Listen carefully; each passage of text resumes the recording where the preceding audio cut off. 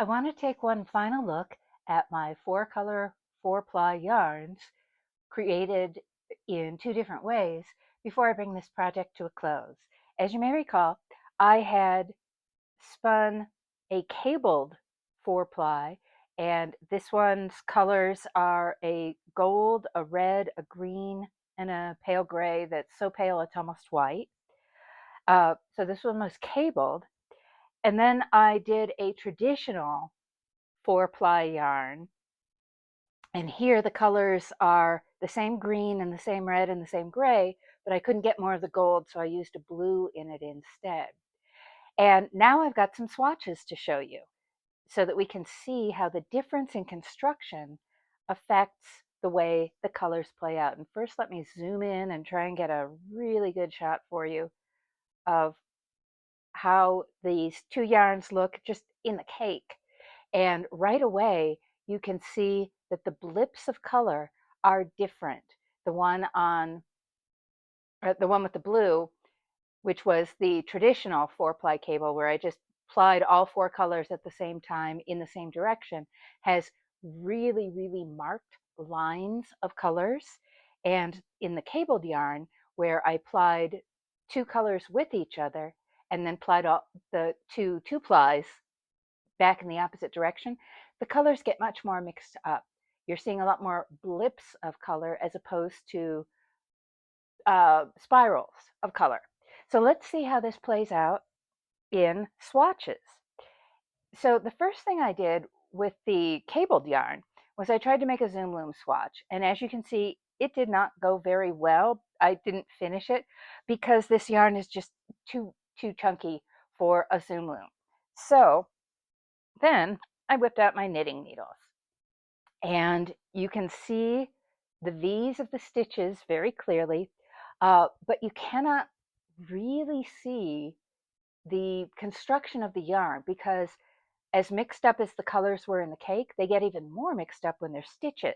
And when you look at the purl side, it's even more mixed up. You can, even the bumps of the purl stitches become much less noticeable. Now let's compare the swatch of the traditional, the basic 4-ply cabled yarn. So there's something really interesting going on in this one, which is that the swirls, the spirals of the color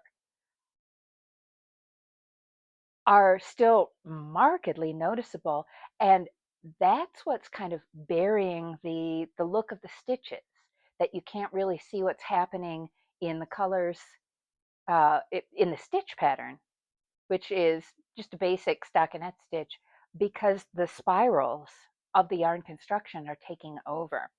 And on the purl side, those spirals get lost. So what have I learned from this project?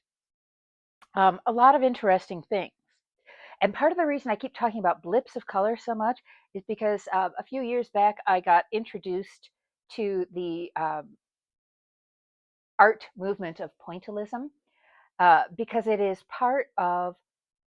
because it is so closely related to anything related to fiber arts and choosing colors in your fiber arts.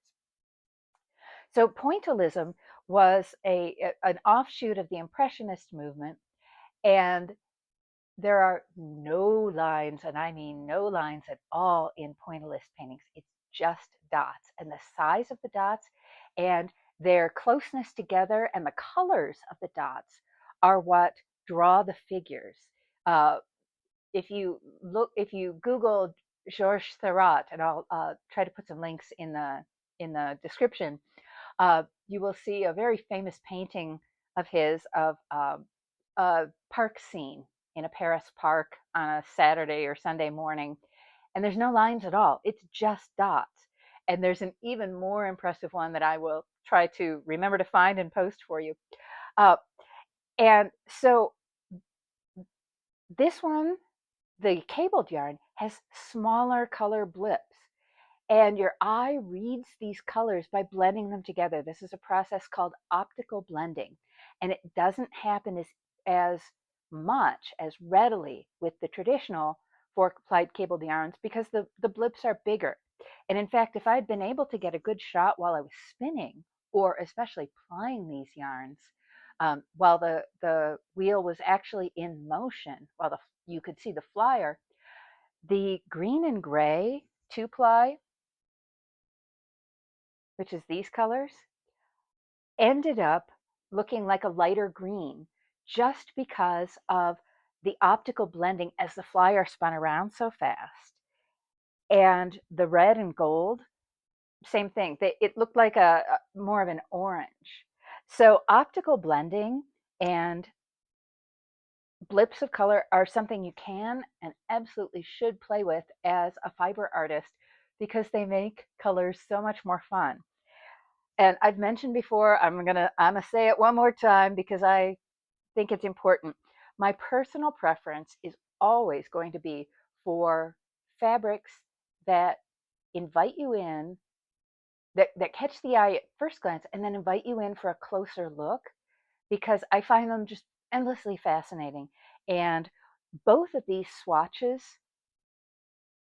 fit fill that need in my artist soul, such as it is, that they invite you in and you want to see how the colors play out, how the texture affects things, how the yarn construction changes things.